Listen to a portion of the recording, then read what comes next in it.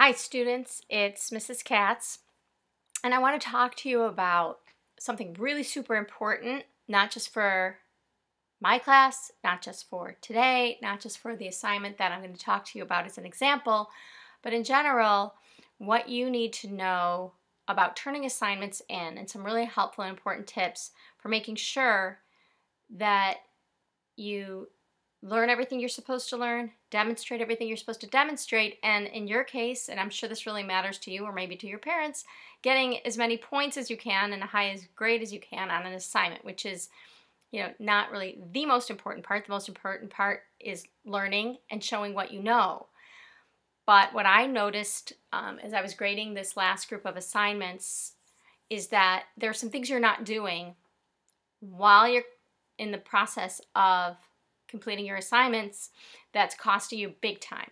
And the first thing is, I don't think that you are thoroughly reading the instructions, reading them again and again and again, and before you turn it in, checking the product that you're about to hand in, whether it's an essay or some sort of maybe PowerPoint, and say, hey, does this fill the requirements for the assignment? And so what happened on this last assignment that I just finished grading, which was about the Hollywood Here I Come, the Jumping the Nail, and I'm just going to use this as an example. It says, the assignment sheet is two-sided so that you can work through some of your ideas and break it down into some smaller pieces so it's easier. And again, on the back, and then the actual assignment is here. But what happened was a bunch of you wrote about the themes of the book and how that related to the song that you chose, but you didn't talk about the mood at all, even though half of the sheet is about mood. And so you lost all of the points for mood, even though you probably selected a song that considered the mood of the book and what the movie mood would be, but you didn't mention it and interpret it and connect it for me, your reader, back to the book and the song, which was really vital. And I don't think that this is just about this assignment. I think it's really important that before you turn something in, you make sure you go back again, because sometimes I think even when you're thinking about assignments, you may stray from the original assignment and you may get caught focusing on one part of it. And if you go back and you look, you'll see that you're really missing a piece. So that's number one. Go back and look at the assignment, the written assignment. And a lot of teachers now have them on their wiki. So if you say to yourself, hey, I'm working on it at home and I don't have it, go to the wiki and print out a copy of it, or at least look at it and make sure that you reconcile, which means look at the final product and the original assignment and make sure that there's a really good match between them.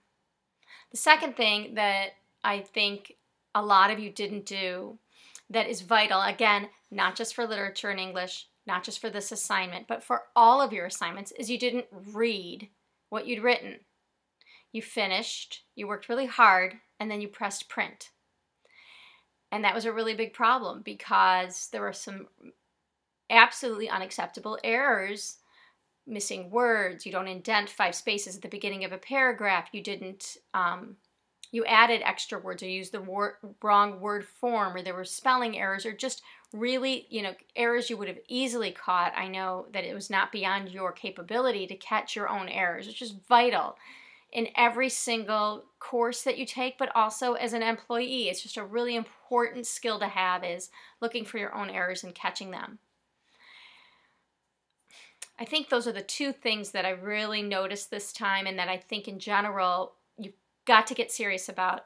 Make sure you understand what is being asked, and did your assignment meet the requirement, and 2, go back and look for errors in your work. Oh, and I guess a third, which would be take the time to punctuate properly. If you're not sure how to punctuate a song, don't assume that it's underlining. Don't assume that it's single quotes, which really almost nothing is. It's kind of a rare sort of thing to use. Just Google it and say, how do you punctuate a song? It's that little bit of extra effort that really separates, a really excellent student from just a average student. And I think you do want to be excellent students, but you do have to make that extra effort. And everything that I've described to you in this video now, this is just a 5-minute video, but those 3 things, taking that extra effort to look up any grammatical rules that are rare that you have forgotten or maybe never committed to memory in the first place, reading it out loud, looking for errors that you would easily find if you paid attention, and making sure that your assignment is reconciled with the assignment that was given to you. So those 3 things are going to help you a lot in the future. So, peace out, M-Town.